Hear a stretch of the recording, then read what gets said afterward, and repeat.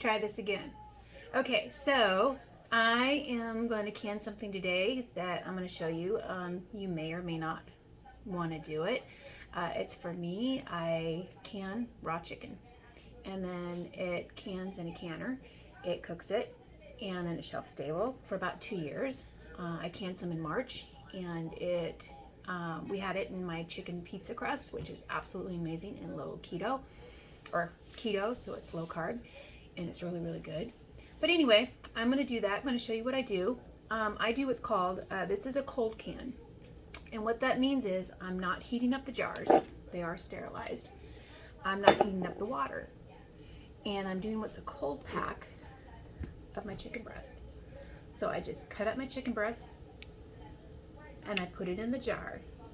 And I'm going to show you a couple of steps with the chicken breast. I need to make sure that you cut off the excess fat, cut it into strips, into chunks, and then you just put it in the jar.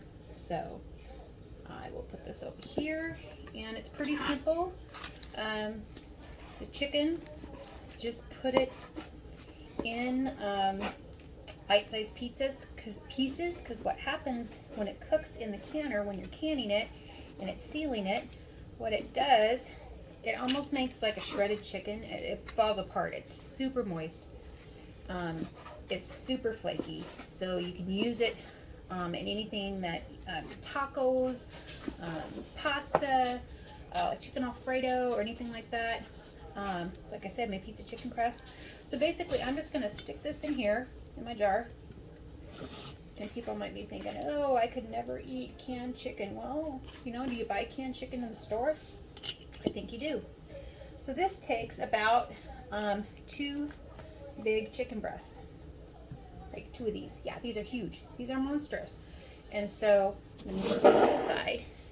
And then when I cut my chicken breasts up, I also, as I said, I cut the excess fat stuff off right here. I guess some people do put it in there, just calls for extra fat in your canning, which doesn't hurt.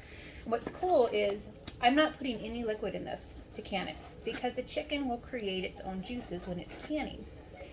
And so when you open it up and you go to use the chicken, you're going to have chicken juice in there, or chicken broth.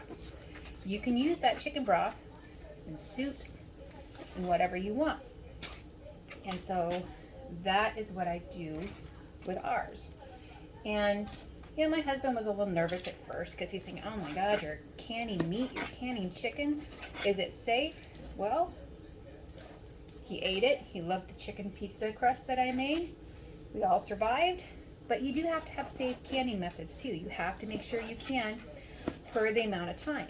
Like this will can for 90 minutes in my pressure canner. Other people water bath, but they do for like 3 or 4 hours. Meats, I do not water bath. This is my kitchen, my rules. Other people have their kitchen, their rules. For safety standards, for me, I use my pressure cooker, and I pressure cook it for 90 minutes. And then I know it's done, and I know it's sealed, and I know that it is safe for my family. So what you're going to want to do, the reason I'm putting all this chicken in there to the top is because as this cooks, it's going to shrink down.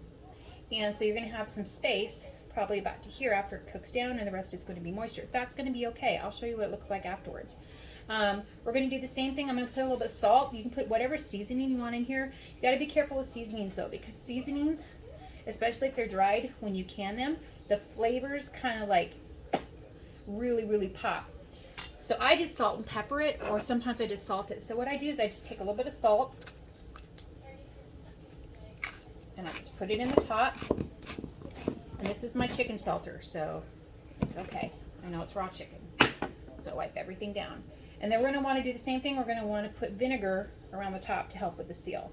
So I'm going to stop and do the rest of my cans, because I've got 3 more chicken breasts, or 3/2 of a chicken breast, which fill this jar. Then I'm going to put a jar of water in there too, because I have to have 4 cans in there at one time. So hang on. Okay, so they're filled up. Here's my 1 jar of water, because I only have 3. Each of these jars has 3/2 of a chicken breast. So that's like servings for 2 people. And they were big, so they can actually probably be more.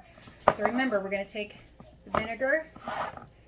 We're going to put it over the rim so it seals good. I forgot to salt this one right here.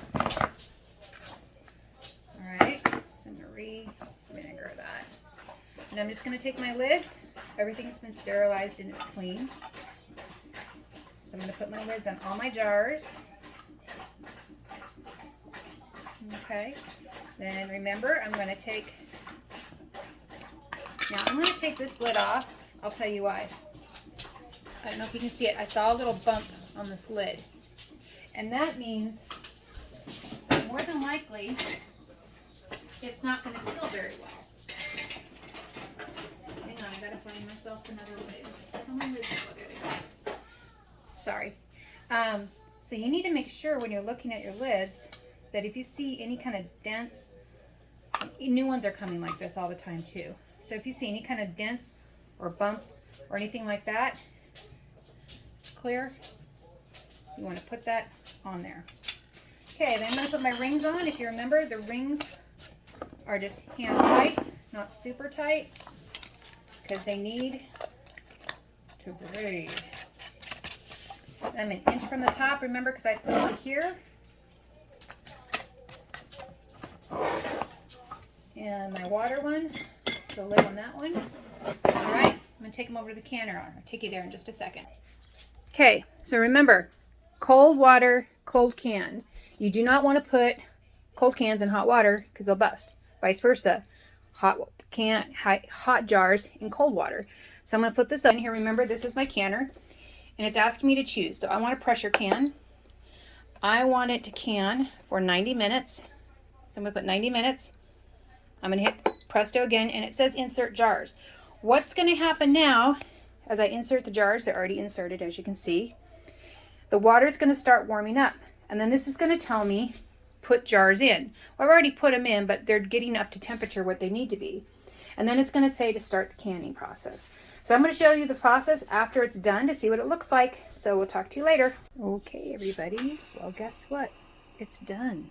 I'll let you see what the chicken looks like now.